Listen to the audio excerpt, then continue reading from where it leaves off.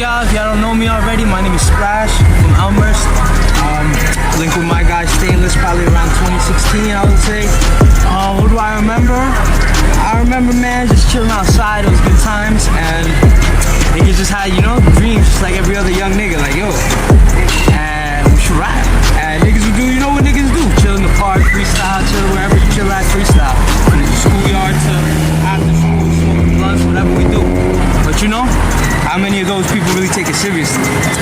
My guy Ryan Chronic told me he met this guy, a very talented producer by the name of Willie Savage. That's what he went by. Today you might know him as Spilly on the Beat. My guy. As well as another guy, Stack Benjis. Me and Ryan Stack Benjis, we all went to school together. And then he tells me, yo, we're all working on some shit together. Working on our craft essentially, right? So we're young, and I'm like, you know what?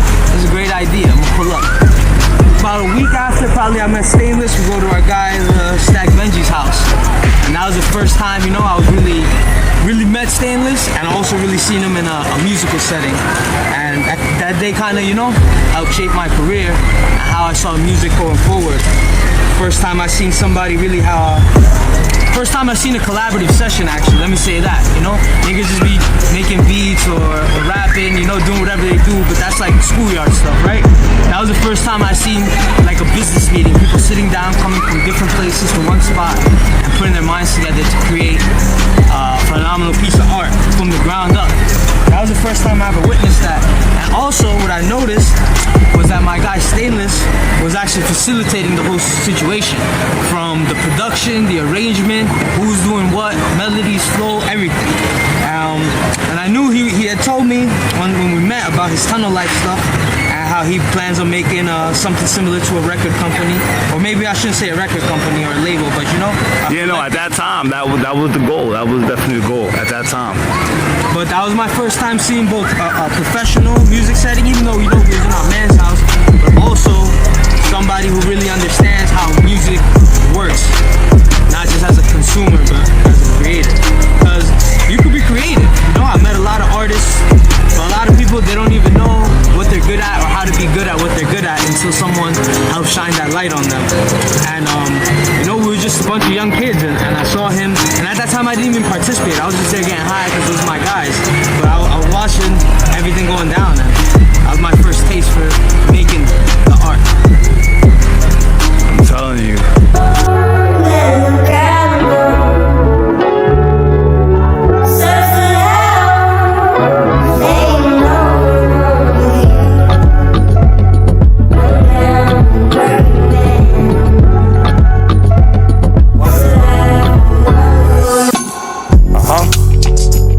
Don't be scared to bet on yourself. Don't be scared to bet on yourself. First man Splash, he was down to work. Learn how to write songs, know your worth. His flow was there, his bars were there, but I had to show him how to structure his ideas.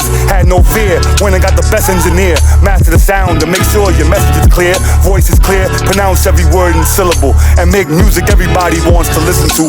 Shared Queens history, rep in Elmhurst. Queens get the money and we always put it first. Showed them how to move in a room full of vultures. Music industry don't give a fuck about culture.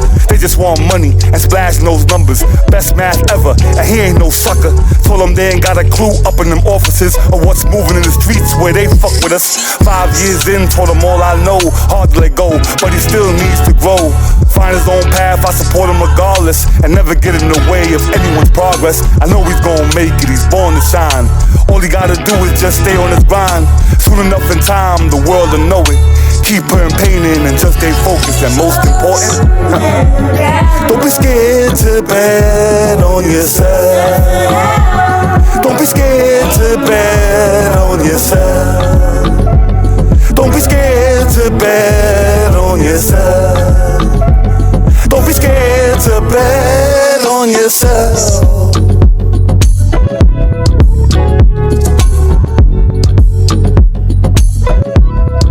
Definitely put time and effort into this young man so that he could at least have a head start and have what I didn't have. You know what I'm saying? Very important for me is working with the youth.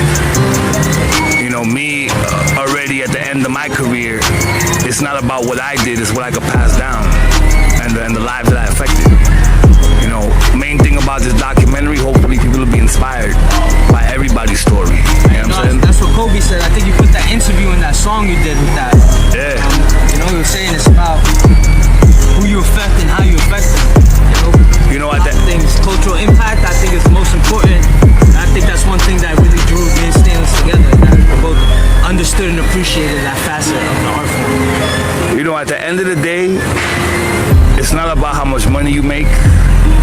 talking about when you pass away.